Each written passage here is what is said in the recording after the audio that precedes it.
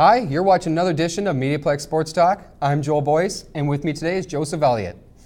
Well, Joe, the opening day of baseball is exactly 1 month away. One of the biggest changes that's been made is the decision to add 2 extra teams into the playoffs. So what do you think about this new change? Well, I think the change in the format is kind of interesting. It gives more of an exciting feel to the playoffs, but at the same time, the playoff system worked and it didn't really need to be changed, but I'll still watch anyways. Well, I guess it's important, and it's nice to see when you have a division that has the Yankees, the Red Sox, the Rays, Blue Jays, the Orioles, and that's going to be a tough division for any team really to make the playoffs. And so it'd be nice to see maybe another team in that division if they have a great record to actually get into the playoff run. But with only 1 month left in spring training, what player are you excited to see in April? Well, I think a lot of people are really excited to see Prince Fielder play.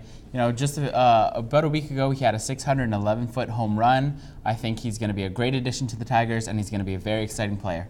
Well, I'm excited to see Fielder as well, and especially when you see the picture of Yu Darvish when he signs that big contract with the Rangers. He was the most sought-off pitcher in the offseason to acquire, so he'll be an exciting player to watch as well.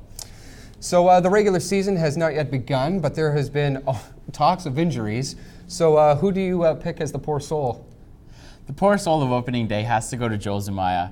Now, this is a player who had it all and lost it all. He's had a major injury almost every year since 2006. Detroit Tigers released him from his contract. He signed with Minnesota, and before preseason games even begun, he threw out his arm and tore a ligament in his arm, and now he won't be playing at all this season. Well, I'm going to have to pick my poor soul as A.J. Burnett. He just did not, seem to come through for the Yankees at all, and now he's basically was shipped off to the Pirates, almost saying, hey, take this guy off our hands. And when he goes to the warm-ups in the Pirates, goes to bunt the ball hits his face, he breaks his orbital bone, he's out for like two to 3 months, so he's my poor soul. Well, thank you, Joel. Why don't we take a break and go to Rob for updates in hockey? Thank you, Joel. Connor Crisp.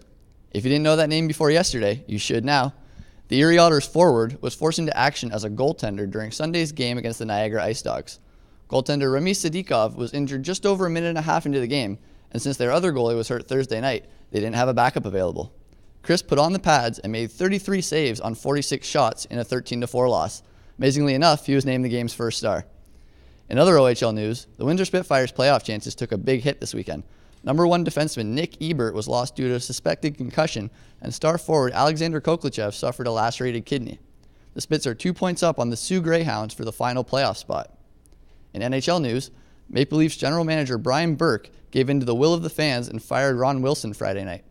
Under Wilson's watch, the Maple Leafs had fallen out of the playoff picture to 12th in the conference. Burke replaced Wilson with Randy Carlyle. Burke and Carlyle won the Stanley Cup together in Anaheim in 2007, and Toronto fans are hoping they'll be able to duplicate that success. You're all caught up on This Week in Hockey. I'm Rob Benneian. Now let's go on to Josh and Brett for basketball. Thank you, Rob. I'm Josh MacDonald, and with me today is Brett Hedges. All sports in the month of March are overshadowed by one event, March Madness. So who do you think is going to have a top seed in this year's NCAA tournament? I believe the number 1 overall seed will be the Kentucky Wildcats, and for very good reason. They're currently 30-1, and they swept the SEC with a 16-0 conference record. Coach John Calipari has his team playing at a very, very high level right now, and they will look to take their 22-game winning streak into the SEC and NCAA tournament. Kentucky's good. I like North Carolina. They lost a couple tough games this year against Kentucky and Duke. They responded by going into Duke and winning by 18. They have a solid core with Harrison Barnes, Tyler Zeller, Kendall Marshall, and they're going to be tough at the end of March. Who are some of the bracket busters in this year's NCAA tournament? Well, I believe the dark horse in this year's tournament is the University of Michigan. They're currently ranked number 13 in the entire country, and they just came off of a big, huge victory over Penn State, and they got a share of the Big Ten conference title. Yeah, they're good. I like Wisconsin. They play great defense. They're well coached. Bo Ryan's in his 28th season. Jordan Taylor's guard I trust with the ball at the end of the game, so I like the Badgers to make some noise. So who has been the best player in your mind this season? Top guy.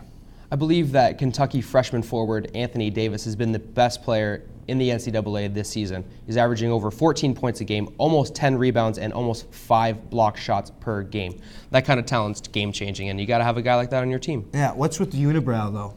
I don't know. I don't think they have any tweezers or anything in Kentucky. Yeah, something. They need to do something with that. But I like Thomas Robinson. He's from He's plays for Kansas. Great player. Has the size to play in the NBA one day. Is averaging 18 points a game, 11 rebounds, shooting 50% from the floor. He's going to be a stud. Thank you for watching another edition of MediaPlex Sports Talk. We'll see you next week.